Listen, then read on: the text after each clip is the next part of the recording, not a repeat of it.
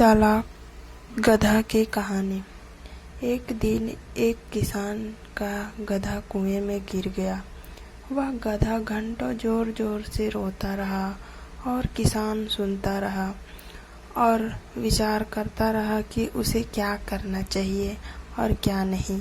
अंततः उसने निर्णय लिया कि चूंकि गधा काफी बूढ़ा हो चुका था, अतः उसे बचाने से कोई लाभ होने वाला नहीं था और इसलिए उसे कुएं में ही दफना देना चाहिए। किसान ने अपने सभी पड़ोसियों को मदद के लिए बुलाया। सभी ने एक एक फावड़ा पकड़ा और कुएं में मिट्टी डालना शुरू कर दी। जैसे ही गधे की समझ में आया कि यह क्या हो रहा है, वह और जोर जोर से चिल्लाना शुरू कर दिया और फिर अचानक वह आश्चर्यजनक रूप से शांत हो गया। सब लोग चुपचाप कुएं में मिट्टी डालते रहे। तभी किसान ने कुएं में झांका तो वह आश्चर्य से सन्न रह गया। अपनी पीठ पर पड़ने वाले हर फावड़े की मिट्टी के साथ वह गधा एक आश्चर्यजनक हरकत कर रहा था। वह हिल हिल कर उस मिट्टी को नीचे गिरा देता था और फिर एक कदम बढ़ाकर उस पर चढ़ जाता था।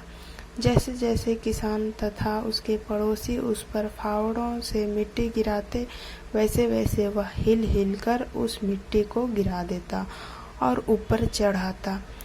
जल्दी ही सबको आश्चर्यचकित करते हुए वह गधा कुएं के किनारे पर पहुंच गया और फिर कूदकर बाहर भाग गया। ध्यान रखो, तुम्हारे जीवन में भी तुम पर बहुत तरह की मिट्टी फेंकी जाएगी, बहुत तरह की गंदगी तुम पर गिरेगी।